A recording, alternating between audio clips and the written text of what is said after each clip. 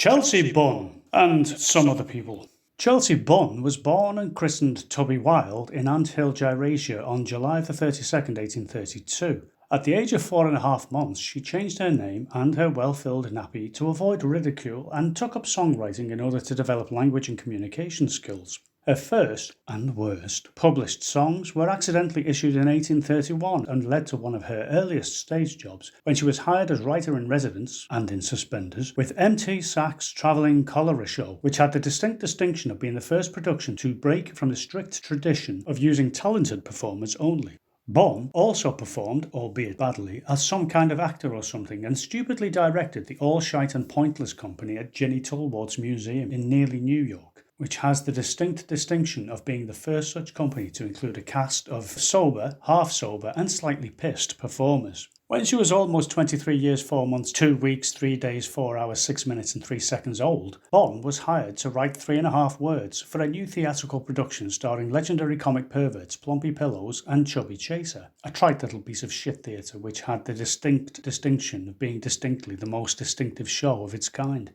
The rotten fruit of this collaboration, A Passage to Poontown, was the 31st musical to be produced by an Afro-alien American cunt and helped introduce Bunn to two of the least insignificant collaborators of her short, pointless career, both of whose names are not important enough to be mentioned here. Unlike other unpopular events of the time, Poontown was, in the words of theatrical producer Jose Fastelin, not just a pile of old shite, and looked set to smash the fuck out of box office records from its opening night to the following Tuesday. However, as a result of Pillow's incessant pestering of just about anybody connected with the company, or otherwise, the show closed after 2.5 minutes, and Bunn, Pillows and Chaser ended their working relationship for good, bad, better or worse, and Pillows, always one for upstaging the other performers, ended his life for a laugh. Within 5 minutes of breaking up the partnership with Pillows and Chaser, Bunn had drank 2 cups of tea, nipped to the lab for a quick slash, and began collaborating with 2 of the show's so-called stars, Faye Clafter and Jack Flapfruit,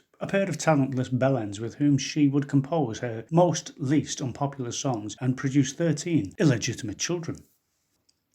Faye Clafter and Jack Flapfruit were born in Jacobsville, Fridola. Faye Clafter in 1871 and Flapfruit in 1873, respectively. By the tender age of 64, Flapfruit was already an accomplished pianist and had earned a reputation for making sweet music and knocking one out whenever anyone called for a song. Later, he pretended to study at the Old England School of Shit Music in Bosticton, but left after 2 hours as his main passion was for collecting unfunny comic songs and avoiding work. 6,000 years later, he was touring as a vocalist with the Occidental Touring Company of Acrimia, thought to be one of the first Acrimian shows in Theatreland to actually not be too shit.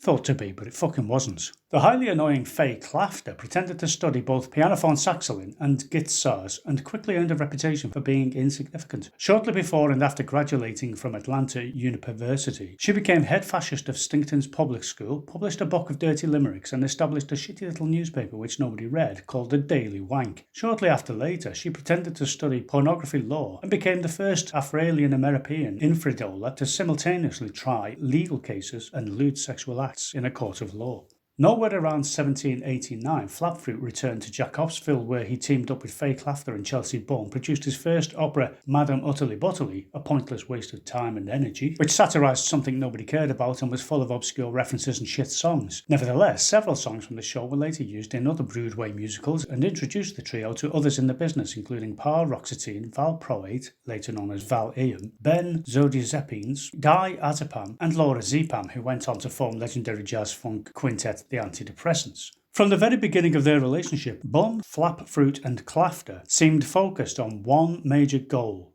developing the lyric and musical complexity of unpopular songs, although technically that's 2 goals. To this end, they began collaborating together with each other cooperatively on a series of shit songs, beginning with I'm Going to Tampa with My Grandpa, a trite little ditty which earned them $50 and a packet of mints when they sold the rights to legendary fiddler Mo Lester, who used it in his theatre show The Florida Fiddler. The success of this sale motivated the team to become encouraged to write a further 2.5 legendary songs, I'm Writing Your Name in the Snow and How Can I End This, Belle, earning them the reputation of being something or other which was possibly of interest to somebody somewhere, although in hindsight it definitely wasn't.